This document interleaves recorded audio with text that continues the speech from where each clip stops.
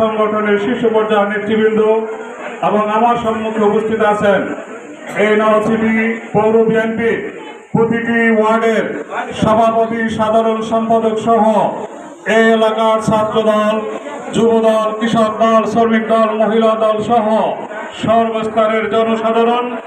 আমি সভা শুরুতেই ঝালকাঠি জেলা বিএনপির পক্ষ থেকে এবং আমার ব্যক্তিগত পক্ষ থেকে সবাইকে জানাচ্ছি রক্তিম শুভেচ্ছা।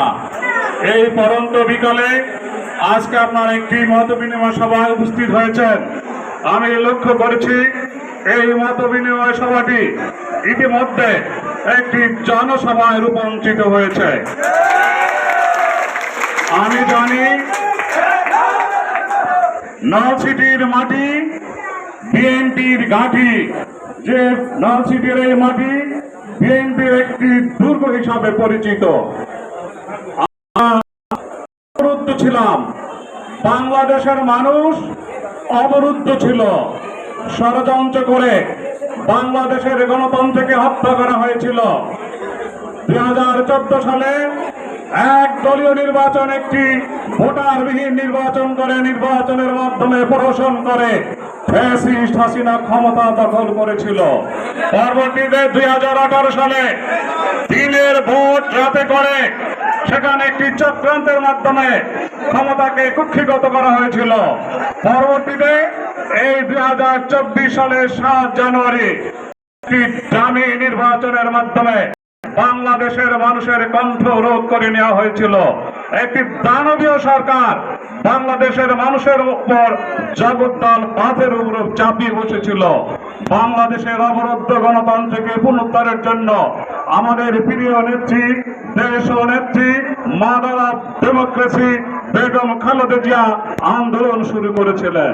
ফ্যাসিস্ট হাসিনা জানতেন যদি বেগম খালেদা জিয়া বাংলাদেশের গণতন্ত্রের প্রতীক, উনি যদি মুক্ত থাকেন তাহলে বাংলাদেশের গণতন্ত্রকামী মানুষকে কোনো মতে অবরুদ্ধ করে রাখা যাবে না। ইতিমধ্যে বিভিন্ন বক্তারা বলেছেন যে কারণে একটি পাতানো ফরমাসি মোকদ্দমায় তাকে কারা অন্তরীণ করে রাখা হয়েছিল। পরবর্তীতে তারই সুযোগ উত্তরসূরি আমাদের আগামীর দেশ নায়ক জনাব তারেক রহমান আমাদের দলের ভারপ্রাপ্ত চেয়ারম্যান হিসেবে দায়িত্ব গ্রহণ করে উনি গণতন্ত্রকে পুনরুদ্ধার করার জন্য যে আন্দোলন কর্মসূচি দিয়েছেন, আমরা লক্ষ্য করেছি খুব সামান্য সময়ের মধ্যে একটি অহিংস আন্দোলনের মাধ্যমে বাংলাদেশের লক্ষ কোটি জনতাকে রাজপথে নামিয়ে এসেছিলেন আমাদের প্রিয় নেতা জনাব তারেক রহমান। বাংলাদেশের গণতন্ত্রকামী মানুষ রাজপথে বেরিয়েছিল। আমাদের নেতা আন্দোলন করেছিলেন বাংলাদেশের মানুষের বাপের অধিকার আদায়ের জন্য, বাংলাদেশের মানুষের ভোটাধিকার ফিরিয়ে আনার জন্য, বাংলাদেশে গণতন্ত্র পুনঃপ্রতিষ্ঠার জন্য। এই দীর্ঘ 17টি বছর আমরা আন্দোলন করেছি ফ্যাসিস্ট হাসিনার বিরুদ্ধে এবং সেই দীর্ঘ আন্দোলনে আমাদের অসংখ্য নেতা কর্মীকে পাখির মতো গুলি করে হত্যা করা হয়েছিল। তারপরও সেই গণতান্ত্রিক আন্দোলন থেমে থাকে নাই। বাংলাদেশের মানুষের মনে যে একটি ক্ষোভ, পুঞ্জীবিত ক্ষোভের সৃষ্টি হয়েছিল আমরা লক্ষ্য করেছি। 1972 সালে যখন বাংলাদেশের ক্ষমতা আসলো, ক্ষমতা আসার পরে মানুষের উপরে অত্যাচার, নির্যাতন এবং লুটতরাজ, ডাকাতি যে শুরু হয়েছিল তারই বহিঃপ্রকাশ ঘটেছিল 1975 সালের 15 আগস্ট তারিখে। বাংলাদেশের মানুষ সেদিন মুক্তি পেয়েছিল। আমরা তখন লক্ষ্য করেছি তারই সংসদের স্পিকার বলেছিল জাতিরাজ ফ্রাউনের কবল থেকে মুক্তি পেয়েছে। প্রিয় নেতৃবৃন্দ, আমাদের জনাব তারেক রহমানকে দেশের বাইরে মিথ্যা মামলায় দেশান্তরিত করে রাখলো। উনি নিরলসভাবে কাজ করেছেন। দিনের পর দিন উনি সেখানে যে পরিশ্রম করেছেন বাংলাদেশের মানুষের জন্য, বাংলাদেশের গণতন্ত্র পুনরুদ্ধারের জন্য।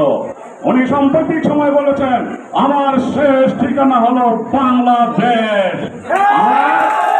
বাংলাদেশের মানুষের মধ্যে যে দীর্ঘদিনের ক্ষোভ, সেই ক্ষোভের যে বহিঃপ্রকাশ ঘটেছে ছাত্র জনতার যে বৈষম্য বিরোধী ছাত্র আন্দোলন, সেই আন্দোলনে শুধুমাত্র ছাত্র জনতা আন্দোলন নাই, আন্দোলনে আন্দোলন করেছিলেন আমাদের নেতা জনাব তারেক রহমান। উনি আন্দোলনে একাত্মতা ঘোষণা করে দলের সমস্ত নেতা